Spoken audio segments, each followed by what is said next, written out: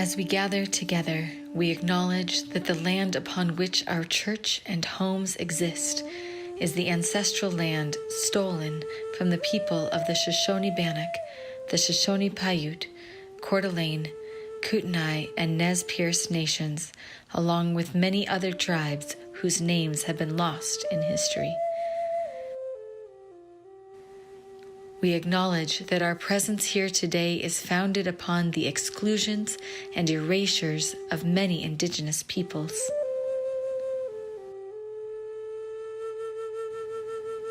With this acknowledgement, we wish to demonstrate our ongoing commitment to the work of dismantling the legacies of settler colonialism.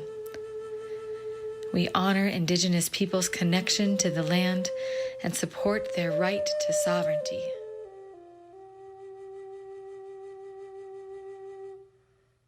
Good morning. Welcome to the Boise Unitarian Universalist Fellowship. Another full house this morning. It's so good to see all of your faces. I'm the Reverend Sara LaWall. It is my great honor to serve this beloved community. I'm joined today by Debra Smith, who is serving as our celebrant. We are a spiritually diverse, justice-seeking religious community with one great aim: to grow in love. Thank you, you've been listening. To grow in love. Love of neighbor, love for our planet, and love of ourselves. We welcome all of you who are joining us this morning, and a special welcome to those who are joining us virtually. Let's turn and wave to our cameras and say hello to our virtual crowd this morning. We can also see you on our screens. We love to see your beautiful faces, so if you're able to turn your cameras on for one moment and wave to us, we'd love to wave back and say hello. Good morning. Good morning, Jean and Edith and Chuck and Laura and John and Janet. Everybody's cameras are turning on. Good morning, Linda, Miriam and David, all the way from Washington. Yeah, wonderful. It's a lovely reminder that we worship together as one beloved community beyond the walls of this congregation. Whoever you are, and wherever you are in your spiritual journey, you are welcome here. Whoever you love, however you identify, you are welcome here.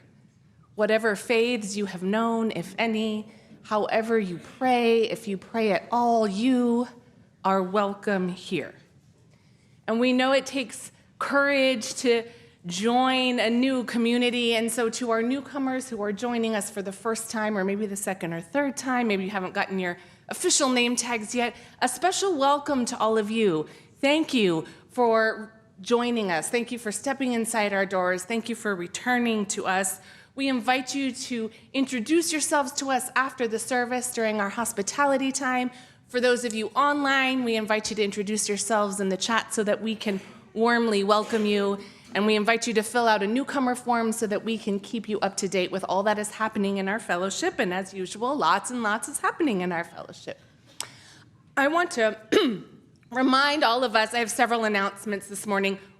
Most importantly, top of mind, is that next Sunday, we have our congregational town hall after worship service, in person and on Zoom, where we are continuing the conversation about the next steps towards a potential capital campaign. You should have received an email with the results of our feasibility study, and those are in your inboxes if you haven't looked at it yet. We'll go over those together, and we'll talk about updates and more details and share with you more details about both our HVAC project and our sanctuary project. And I wanted to take a moment of personal privilege, if I might. I mean, I know I have the pulpit, and that's probably what I do every Sunday, but this particular instance, I want to talk a little bit about my own thoughts about the renovation and renewal, redesign of our sanctuary space, which I'm really excited about.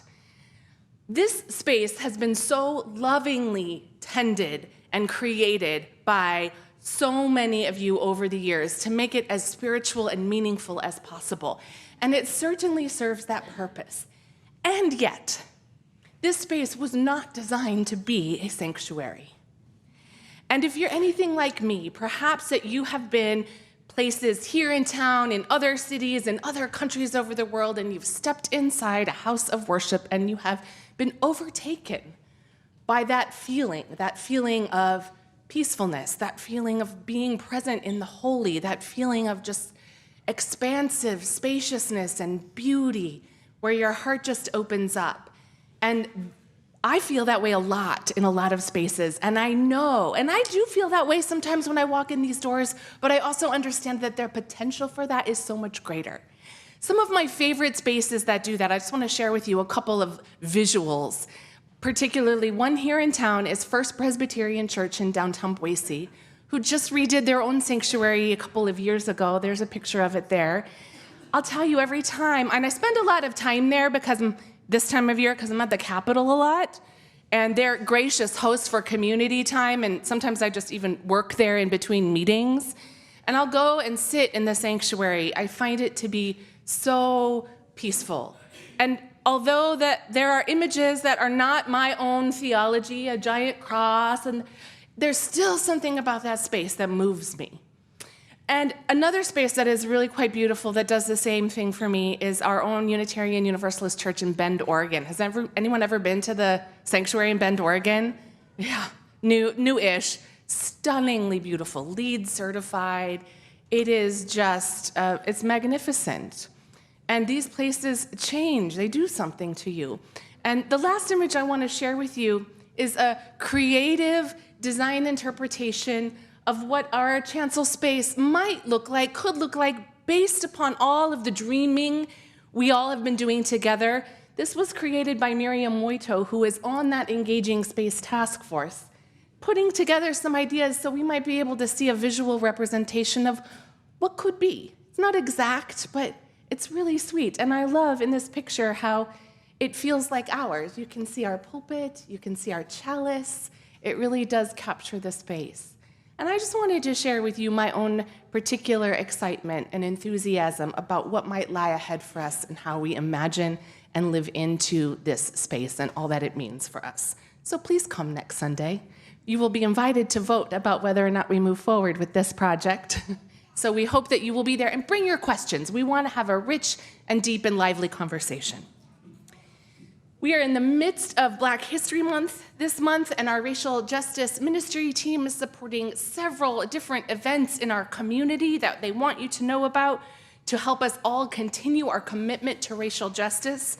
The first two are next Sunday. They compete with each other, so you'll have to choose to join the conversation with author Debbie Irving about her book, Waking Up White, at Hillview United Methodist Church, or to participate in the gospel music workshop and/or concert that is sponsored by the Black Communities Alliance, and that happens at Nampa Christian Church. And then at the end of the month, on February 25th, we are proud partners with Boise artist Lita Harris Newstetter in hosting a staged reading of the beautiful play Intimate Apparel by Lynn Nottage, and that will be at Boise Contemporary Theater.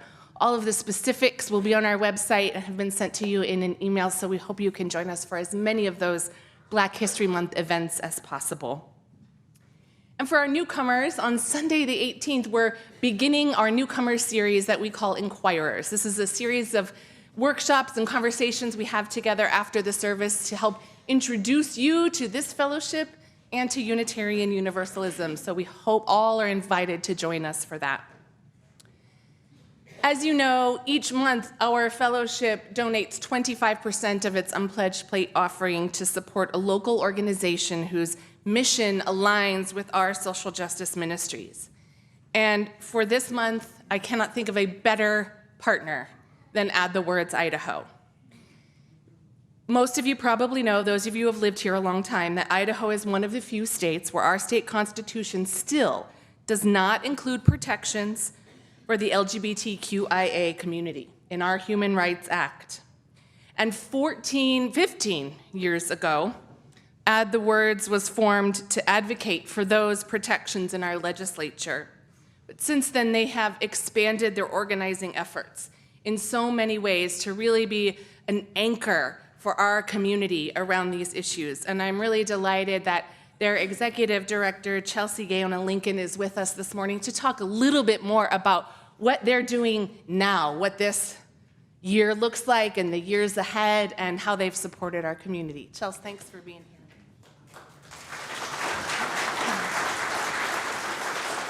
Good morning, everyone. I was actually here yesterday for a meeting, but otherwise it's been a long time since I've actually been in a church. So it's great to see all of your welcoming faces, and thank you for letting me come into this sacred space with you. I am Chelsea Gaona Lincoln. I'm currently the volunteer executive director of At the Words Idaho. It's a completely volunteer-run organization. Although I will name that we do try to stipend out a lot of our volunteers because they do tend to be trans and queer. And we're trying to operate from a space that is not extractive from our beloved community members, and making sure that they can also take care of themselves, pay for gas, possibly pay for a counseling session, depending on the kind of event that they're tabling for us. Initially, when I came into this space, it was a PAC, and it only had one mission, and that was to update the Idaho Human Rights Act. When I came into leadership, I took a tour around the state, did a lot of listening sessions, and discovered that that is not actually what community wanted or needed at that time. We needed something more expansive. So we flipped it to a nonprofit so that we could better serve queer, trans, two-spirited people in our community. And since then, we continue to do advocacy. We will be down at the Capitol with Reverend so much, so often. So please feel welcomed into that battle with us. I try not to use violent language around it, but the legislative system is violent and an oppressive system that we're navigating. But aside from that, we have really leaned heavily into continuing community education, so meeting people where they are at. Some people might be shocked to find out that as I travel the state, there's a lot of people who don't know how a bill become a law still. Maybe they missed that week in government class, I'm not sure. But Idaho also does it differently because we have an extra step. So sometimes the first thing we do is we bust out Schoolhouse Rock, because if it's not broken, why fix it?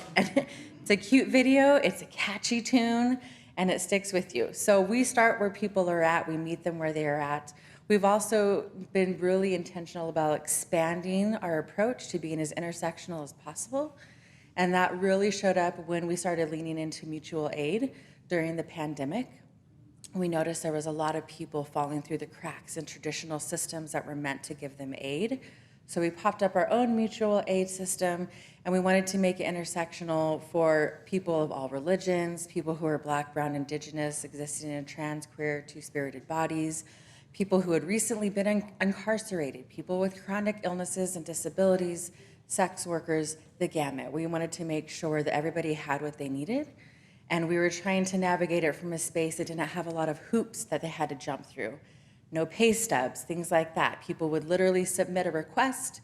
We would try to get as much money as we could. We would turn around and distribute it using PayPal, Venmo, Cash Apps. There were times that I had friends in other parts of the state delivering envelopes of cash to people who were getting out of bad situations. We were able to keep prescriptions filled, roofs over people's head. During heat waves, we did emergency stipends, and we got thank you notes from families that went to Costco and bought a kiddie pool and Otter Pops.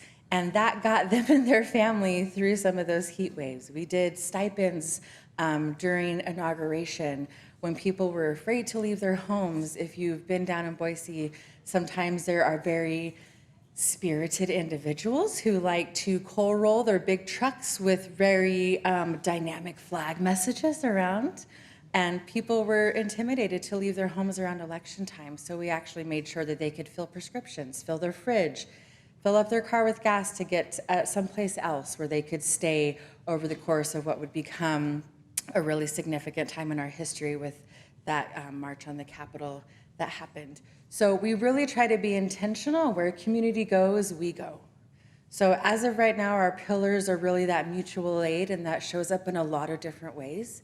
During this legislative session, we are going to be having weekly community spaces.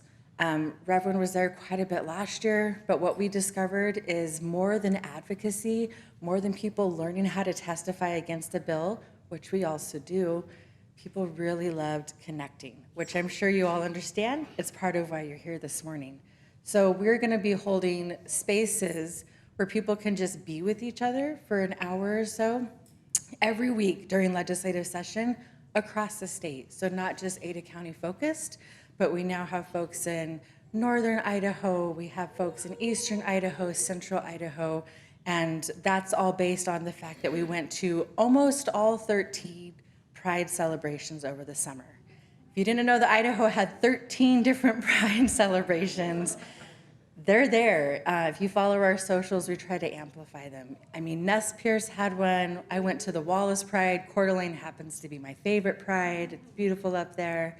So we are going to be instrumental in making sure that all communities have a space that they can go to. And for accessibility needs, which I know that you all honor here online, we're going to have an online version as well. So that'll give people a place to come and get information if they have questions about legislation. But if there's nothing daunting or looming over us, fingers crossed, then people can just have some cookies or teach each other how to knit or perhaps do a puzzle, tell jokes. I'm not sure. But the point is that we're going to be together. And I know that Reverend told me you all are working through, I think it was breaking through the pain or pushing through the pain, your theme for the month? Feeling pain. Ooh, we have practice with feeling the pain and add the words. When I'm not doing political work, I'm also a birth doula. And something that we talk about a lot is pain with a purpose before it becomes just suffering. And so sometimes it's hard not to feel like we're suffering, especially in the queer and trans community, because it is difficult to navigate a state that is pretty explicit in telling us they don't want us here. My wife and I, we live in Caldwell, which has its own spirited dynamic, and we are certainly used to navigating that. But what we've come to realize is that when we are pushing through that pain and letting ourselves feel the feelings, it's one reason we also work with licensed therapists so that I can stay in my zone, but if someone's in crisis, that we have support for them. We are here with a purpose, and that pain comes with a purpose, and part of it is we are living into being the best ancestors that we can be for people who are coming after, especially that are queer and trans, who will be able to stay in Idaho if there's still borders. So we're living into a very emergent worldview of what are we leaving behind, where people will be able to show up authentically with who they love, however they love them, and knowing that even though it's painful right now, we are the ones that were chosen to hold up this part of a very long, continuous arc that's going to be leaving something better for the people that come after. So we thank you just for choosing us this month. It's very humbling, and we look forward to being partners with you and living into this idea of love and all the other components of an emerging worldview. We do have these lovely flyers that a volunteer created for us, and it has a QR code where you can find out and read a little bit more information. If you ever follow socials or message the socials, it's me on the other side. So if you have questions, please feel free to reach out. I wish I could stay. This is such a lovely space. I have a birthday party for a youngin' that I need to get to, but I am looking forward to coming back and bringing my family with me. So thank you for having us.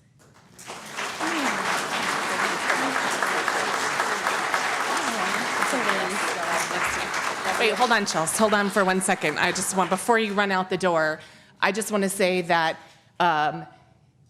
Chelsea, in her role, and I want to reiterate that Add the Words is an entirely volunteer-run organization.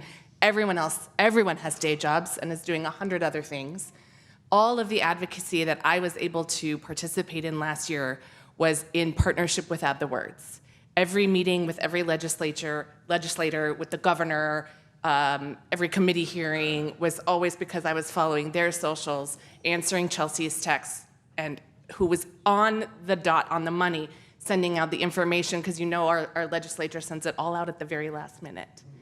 But and that was a really meaningful opportunity for me to be able to engage in that way and to be present as much as I was able to. But what was more meaningful was the deep and powerful community space that Add the Words held before, during, after, simultaneously, for community to gather, to breathe, to hug each other, to be in space together. And in this time of pain, we're at it again with this legislature wreaking havoc on this state. And yet the spot of sunshine in all of that pain is being able to be in space with community and to listen to each other and to hold each other and to eat pizza together. And Add the Words really centers that. And I am so deeply grateful for you and for all of the work all of you do behind the scenes to make all of that possible. Thank you. Yeah. You're welcome.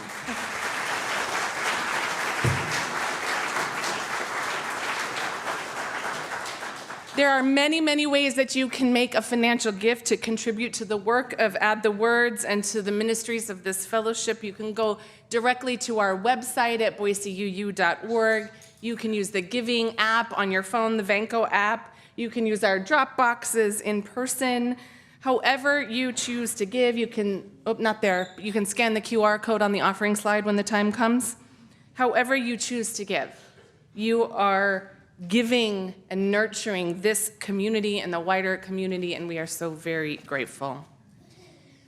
As Chelsea mentioned, I shared with her yesterday that our spiritual theme, we're in a new month here together in February, so our spiritual theme for this month is breakthrough, the practice of feeling pain. And I did intentionally schedule this theme for this month because I knew we'd be in the middle of the legislative session and feeling acutely a lot of collective pain. And I also know that last year I did not handle that pain all that well. And I really wanted to do better this year for myself, for community. Add the Words helps. But wow, it's hard because it's really easy to get wrapped up in that pain and either just go down the deep, dark hole or get really angry. And the whole idea of breakthrough sometimes feels impossible. But then I stumbled upon author Elizabeth Gilbert's project, Letters from Love, and felt a space had been created to hold and experience pain, to allow a journey to break through, to unfold at its own pace, and that I didn't need to force it or get after it to make it happen. For 25 years, Elizabeth Gilbert has been waking each morning and asking the question, "Dear love, what would you have me know today?" And then allowing love to answer in the form of a letter to herself. This practice emerged in part because of Liz's own deep experiences with pain in her own life. And instead of trying so hard to fix herself, she embarked on this journey of deep self-exploration, of love, of tenderness and care. I could not think of a better way to begin the practice of feeling pain. So as we move through this worship service together, I invite you to ask the question, "Dear love, what would you have me know today?"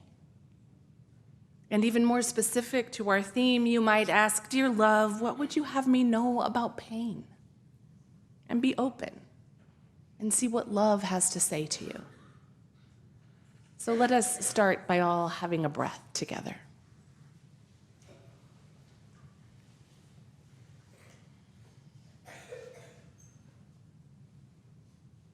Breathe in,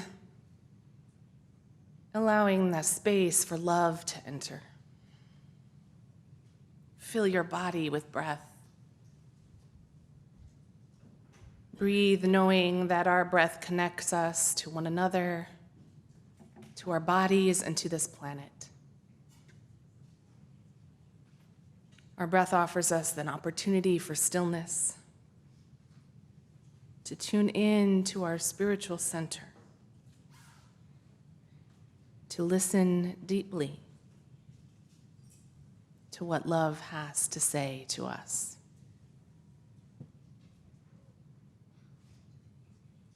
Thou art the song of my heart in the morning. Thou art the dawn of truth in my soul.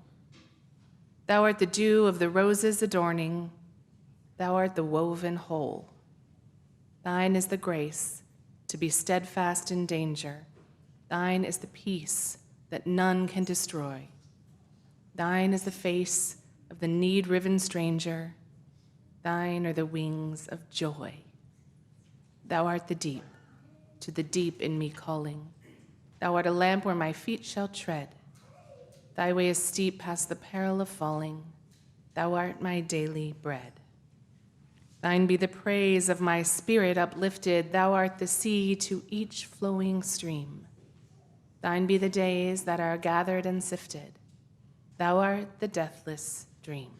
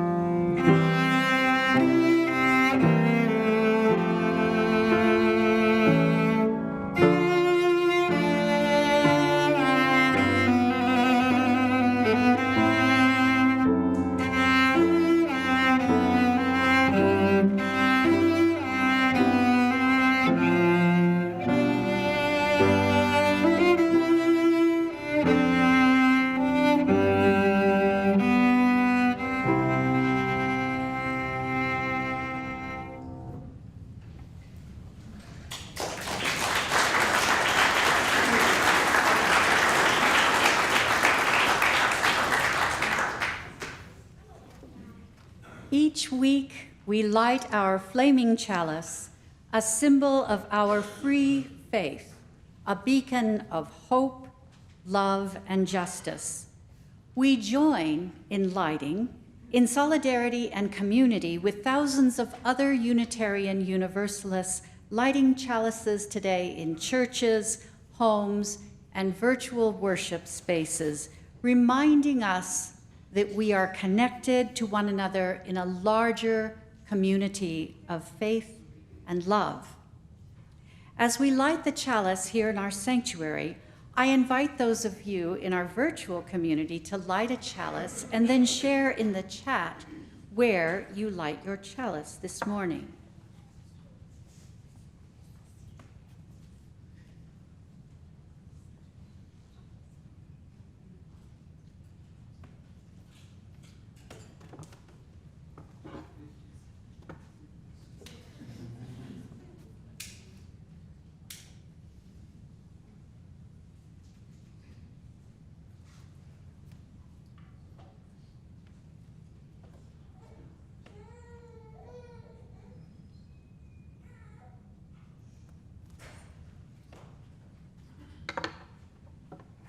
With our collective chalices lit in all our spaces, we offer you this call to worship from David White.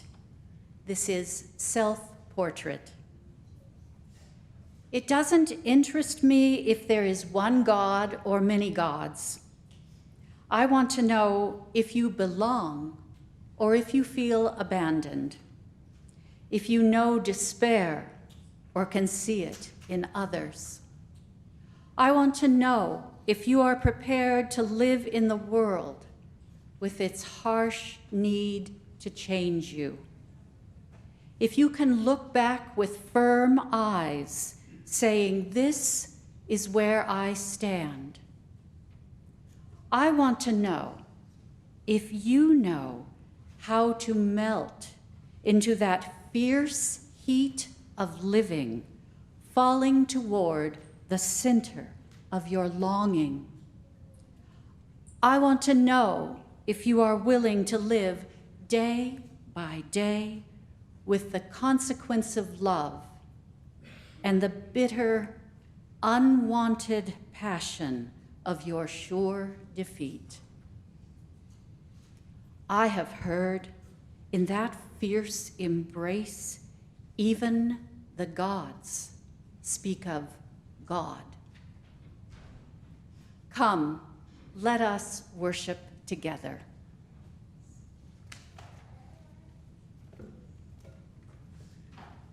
I love that so much. Even the gods speak of God. I would like to invite our children, our young people, to come forward and join me for our time for all ages down front here.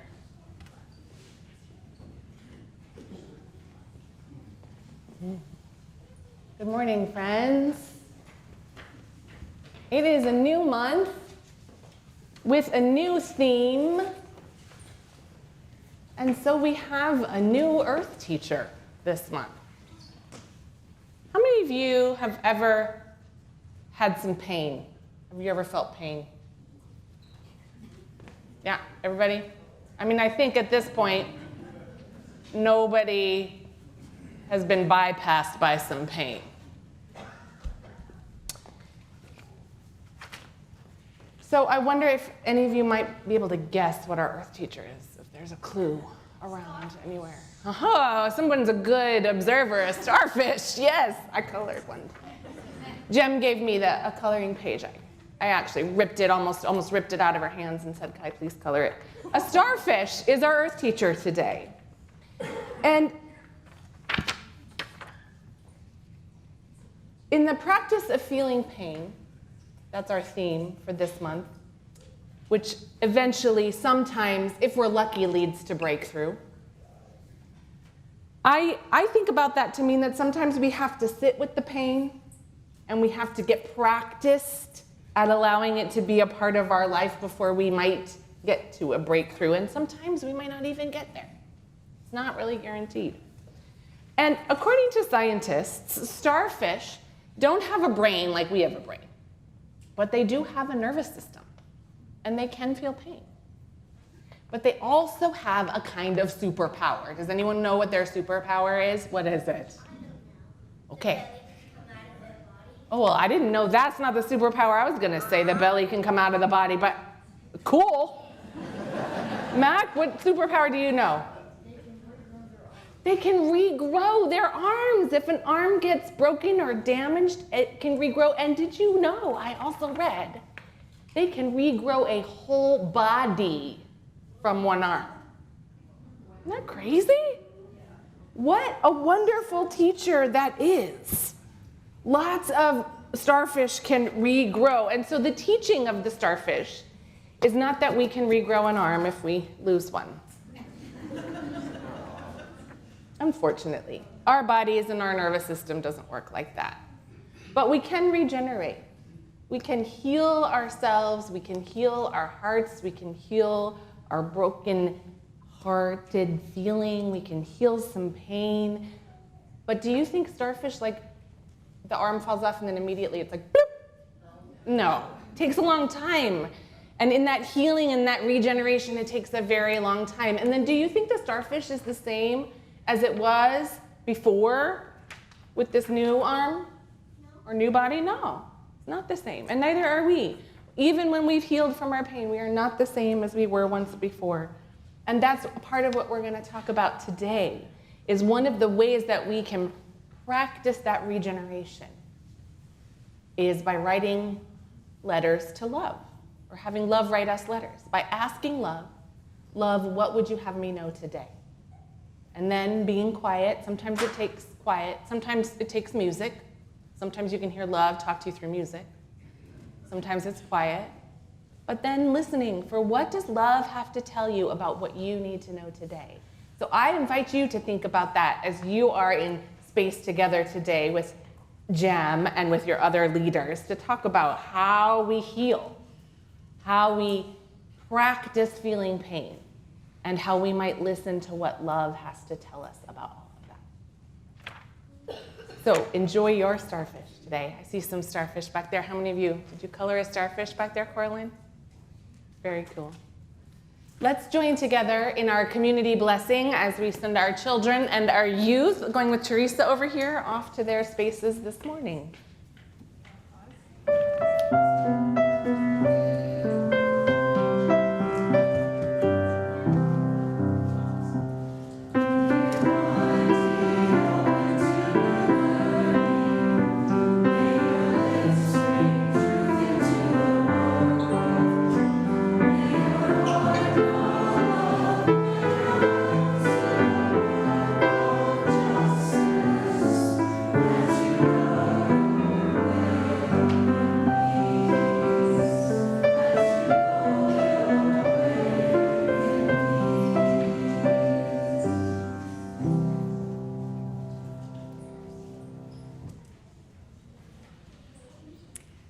Our weekly offering gifts invite us to confront the pain of indifference with tangible expressions of love. Today, we share those gifts with our plate partner, Add the Words. We acknowledge the pain of having to fight for basic rights year after year. May our giving restore their spirits and the capacity to continue this work. I invite the ushers to please come forward. Our offering will be gratefully received.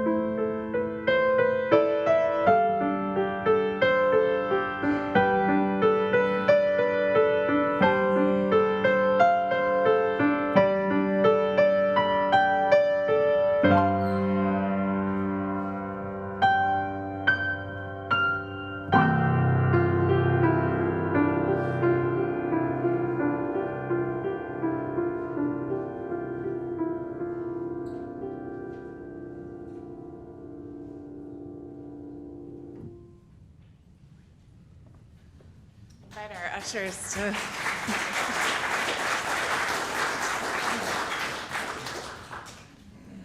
Let us join together in our collective blessing of our offering gifts this morning. These are our gifts. Join me. Freely given and freely received.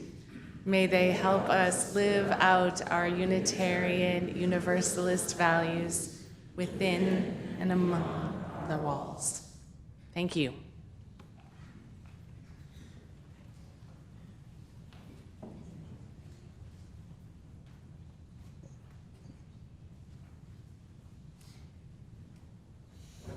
Dear love, what would you have me know today? Love, today I invite you into the queendom of all mothers. Remember that time you felt you stood feeling stupid and ashamed before the indifferent clerk at the pawn shop? Your precious, pale, straw-colored necklaces splayed out on the blue cloth, hoping to turn those trinkets into gold so you could buy soup and beans and chicken to feed your children? I do. Those were scary times, and all mothers face scary times. Remember that time when your son was kicked out of middle school because he could not control his anger at a world indifferent to his frustrations, and he pushed a teacher who then charged him with assault, and you had to go to court with your son, and the judge scolded you for his behavior? I remember.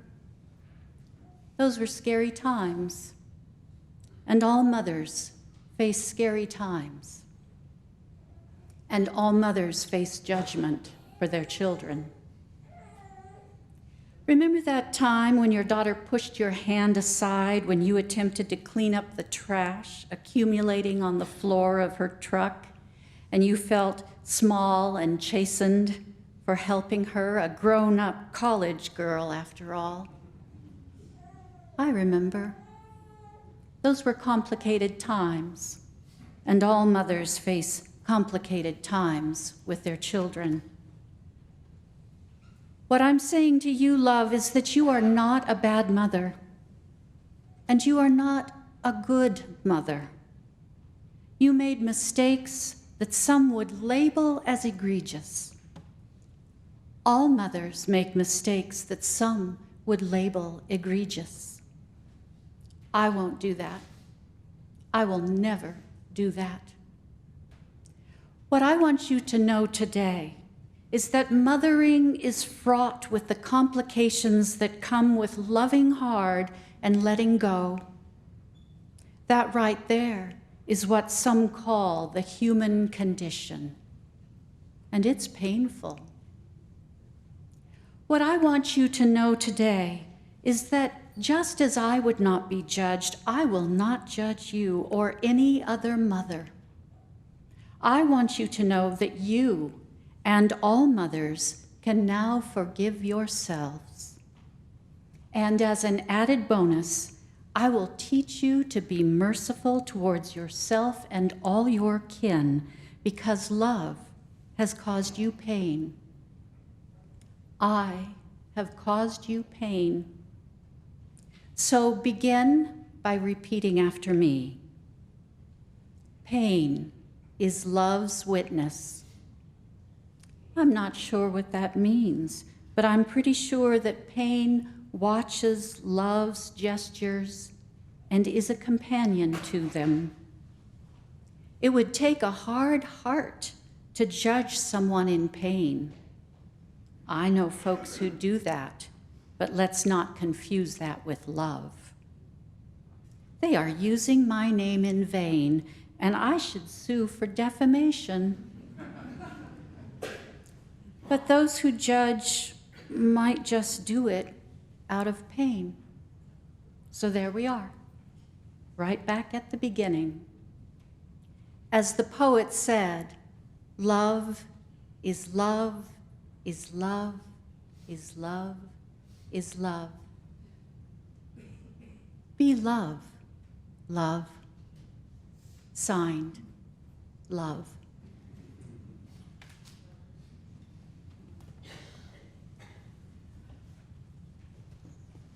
Thank you, Debra.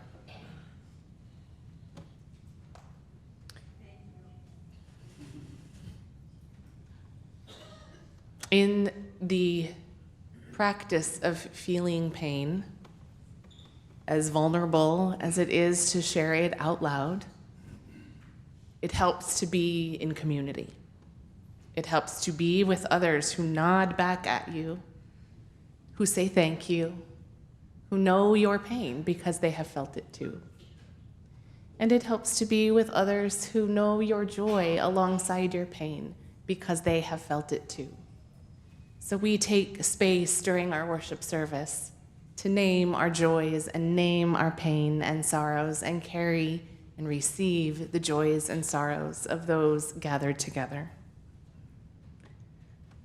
We begin this morning by sharing the deep sorrow that Linda Secretan's husband, Stan, died on Thursday night.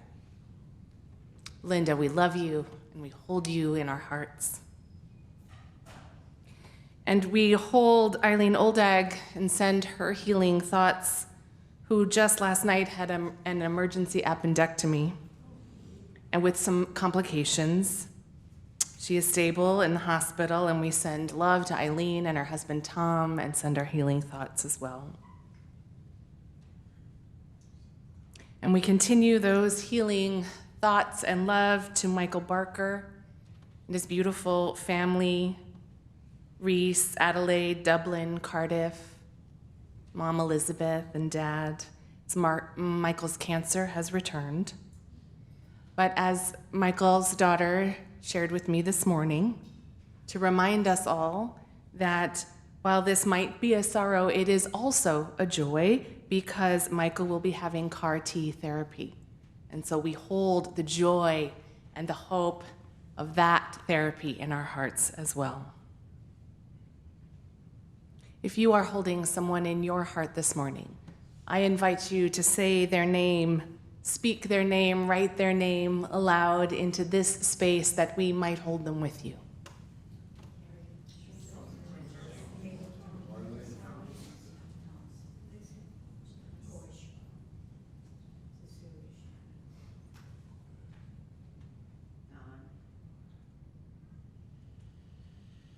May the arms of this community hold all of our joys and sorrows, those named and those that remain silent and close to our hearts. May we feel the grace in the room, the grace in our space wherever we find ourselves, and be transformed by the spirit of life and love, with a warmth to celebrate the joys and a gentleness to soothe our aching hearts. Breathe with me.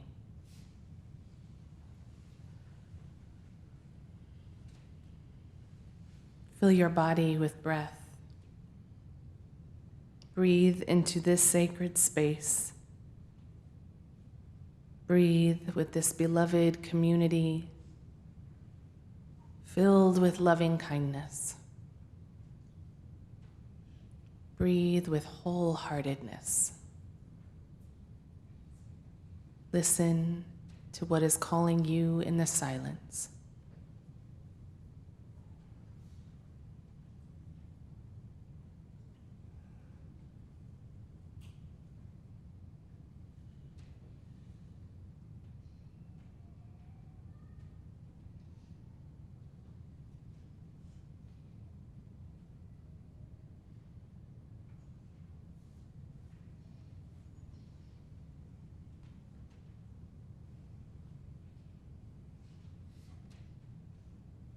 Amen.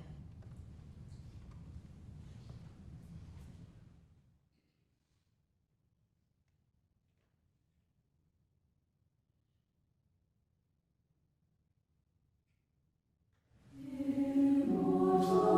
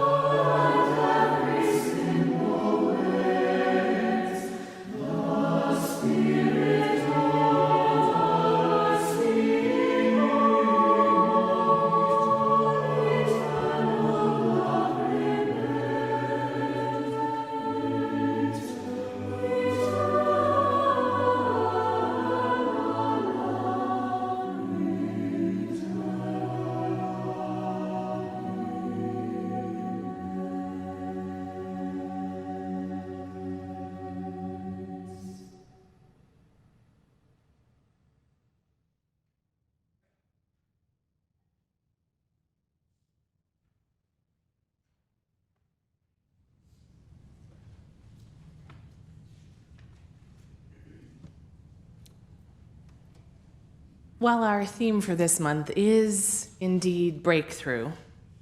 It was the practice of feeling pain that really spoke to me, ironically, I suppose.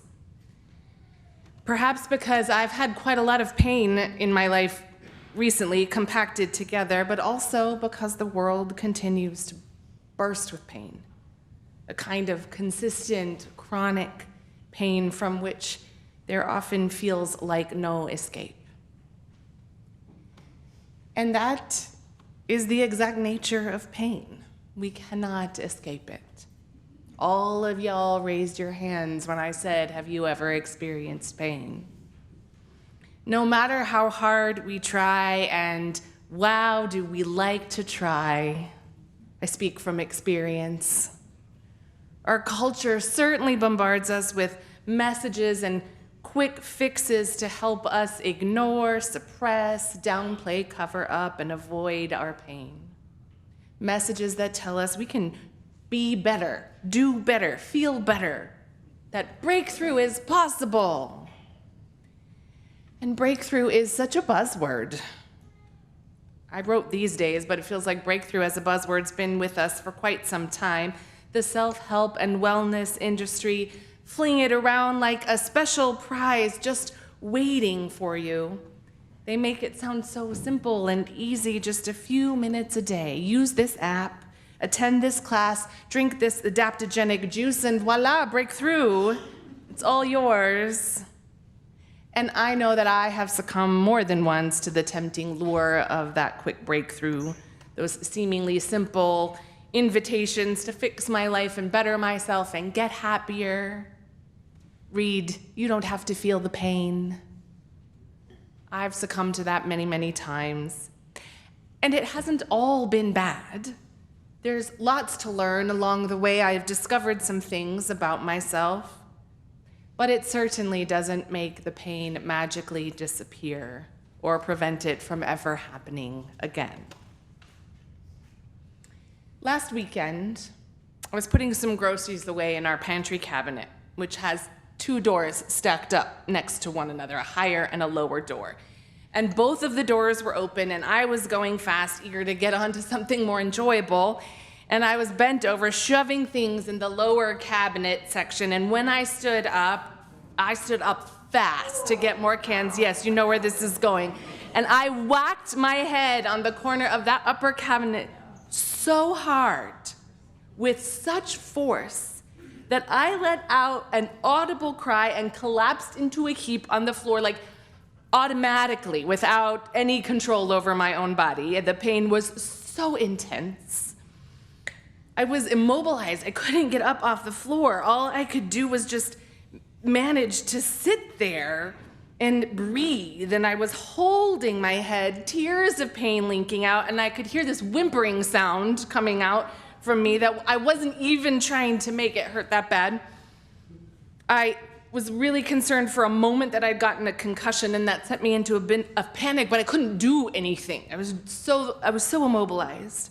So I just sat there holding my head, breathing and moaning, which helps release the pain.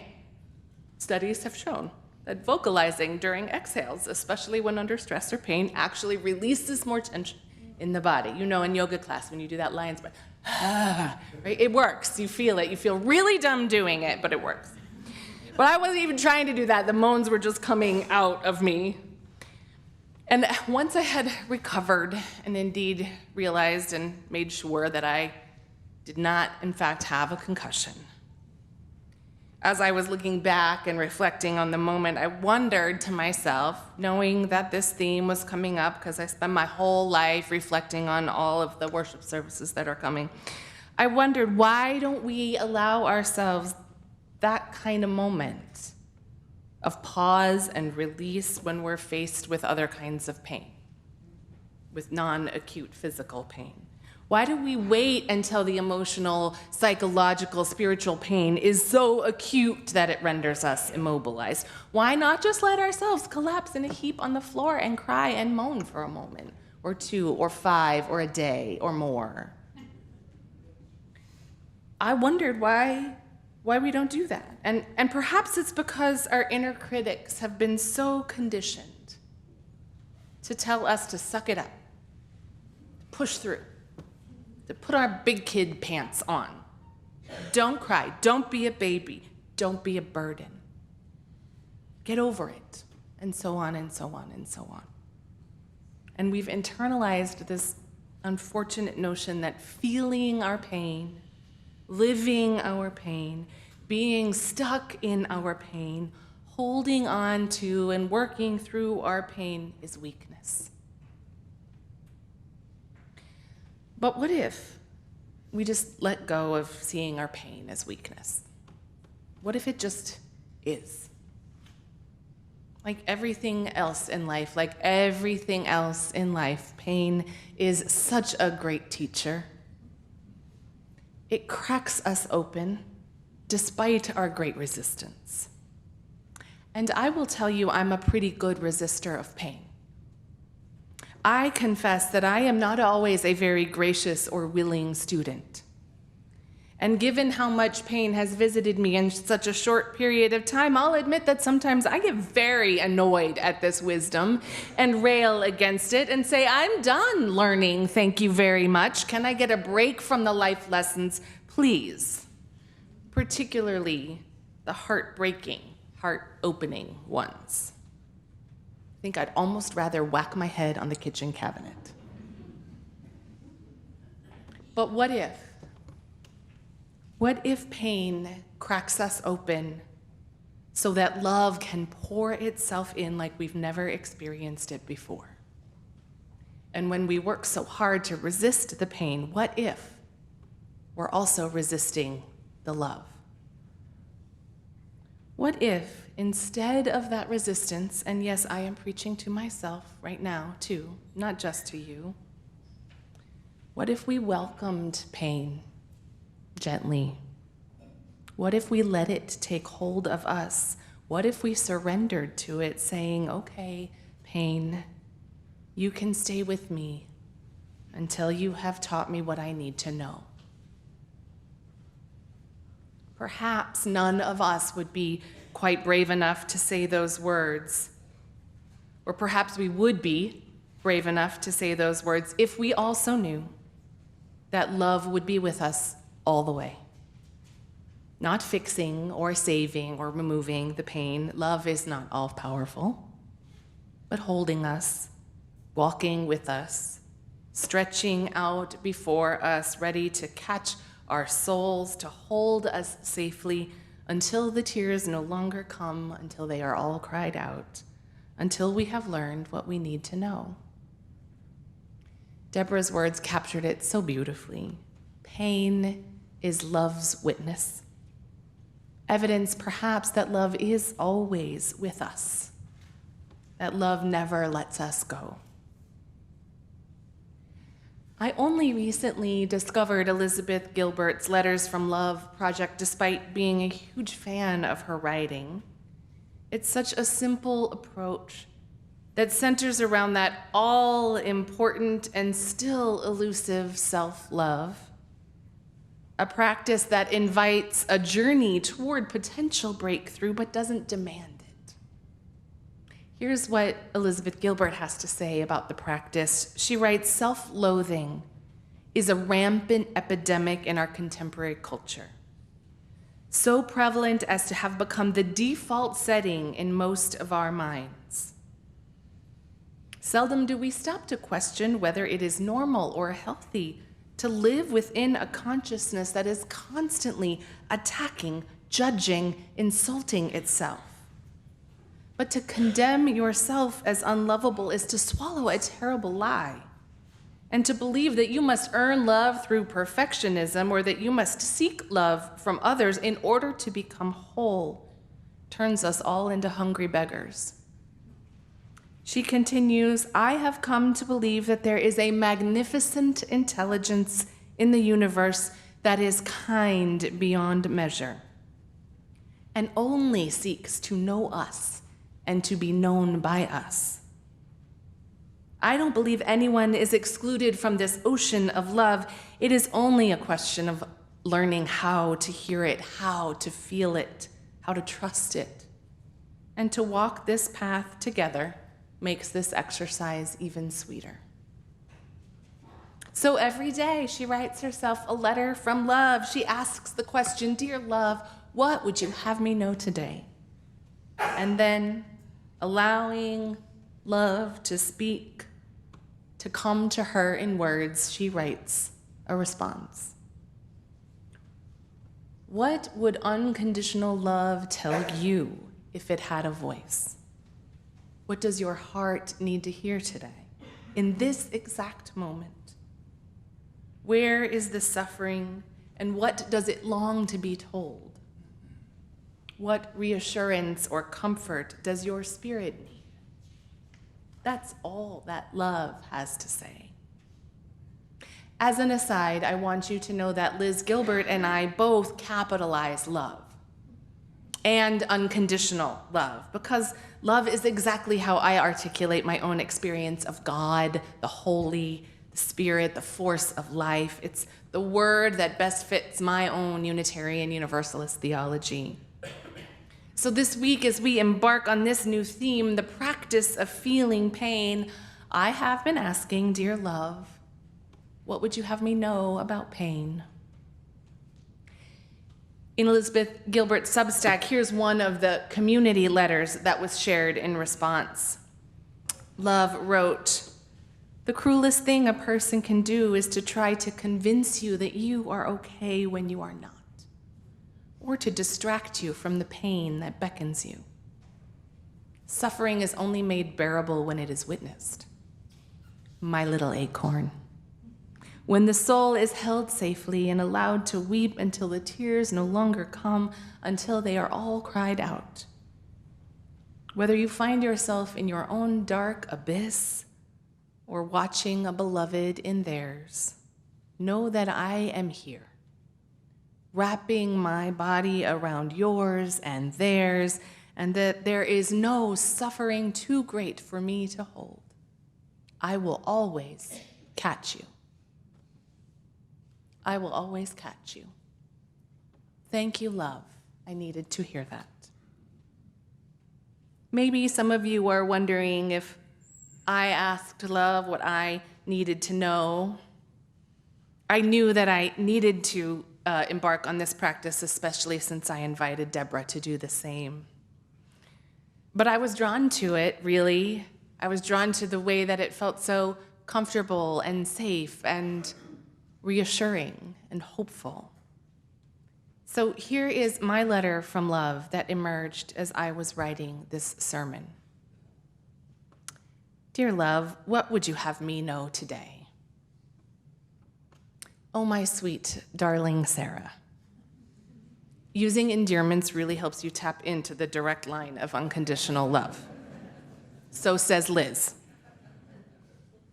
Oh, my sweet, darling Sara, you have such a big heart, the biggest. You are not afraid to let it break for your beloveds.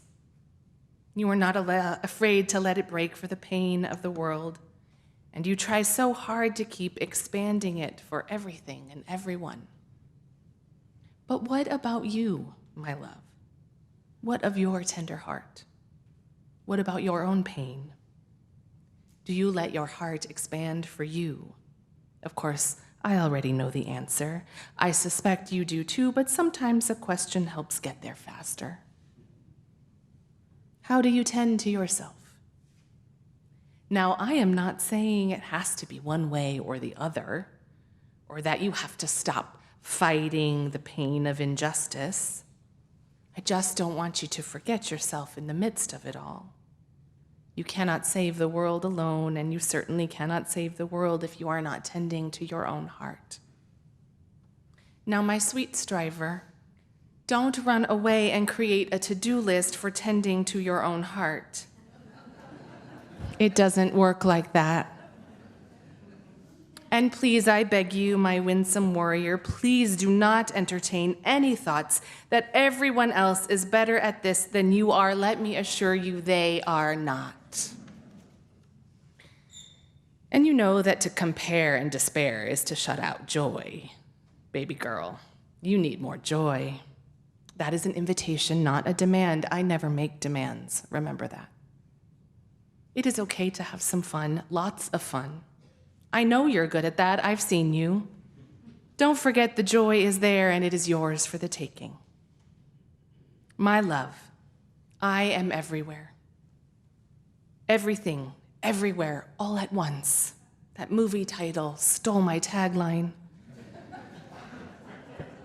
I am always with you. I will always catch you. But remember, I cannot fix everything. No God is that powerful. But I can and will always be with you, by your side, be the wind at your back, the sun on your face. So whenever you feel stuck, reach out.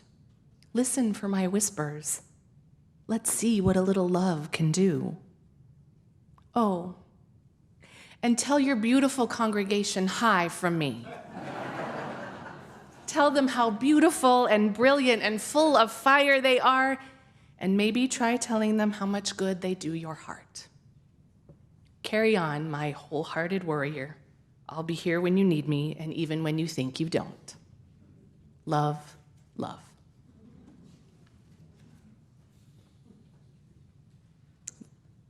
I invite you to join me in listening to love. In this time of prayer and meditation, I just want us to all sit for a few minutes and ask love, dear love, what would you have me know today?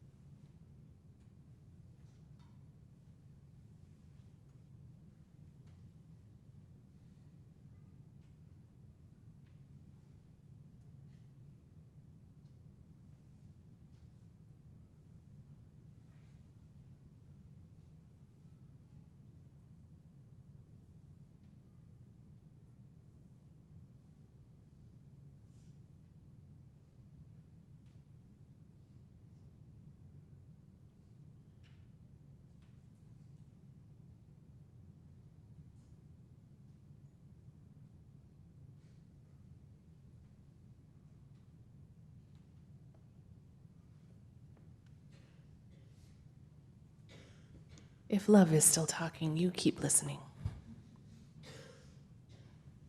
Love in all the ways you speak to us.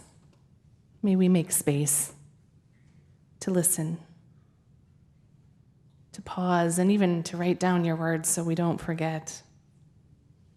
May we feel your presence with us in all the ways that you show up in our life, the loud ways and the quiet ways, the whispers, the music, the laughter, the tears. May we remember, even when it's hard, that you're always there, always ready with a word of encouragement, always ready to catch us. And in the name of all that is holy, we pray. Amen.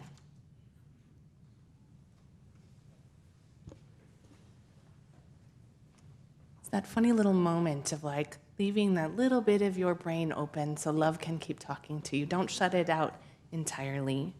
I know when I started this practice and I would take walks, usually I'm doing it while I'm taking walks, it was interesting to me to be aware that the first thing that popped into my head, I was like, no, that's not it.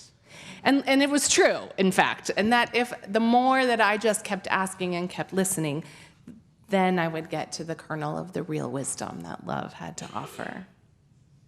As we keep our hearts open, keep listening to love, I invite us to rise in body or spirit, to sing together, to sing to love, make channels for the streams of love. Hymn number 299 in your gray hymnal, and words will be on our screen. Carrie will play it through once so you can catch the tune, and then we'll sing together.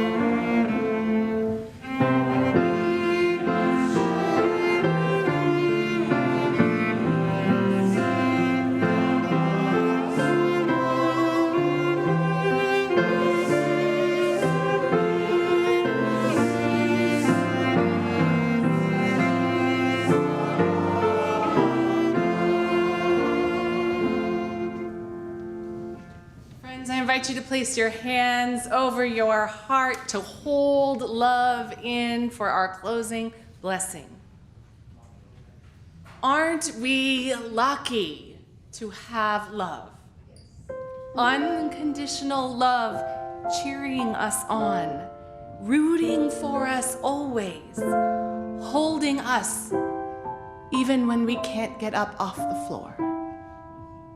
Friends, may you know this with your whole being. May you welcome love's overflowing streams. Write it a letter even. May you allow love to find you and speak to you and tell you exactly what it is you need to hear. Blessed are we all. Go in peace.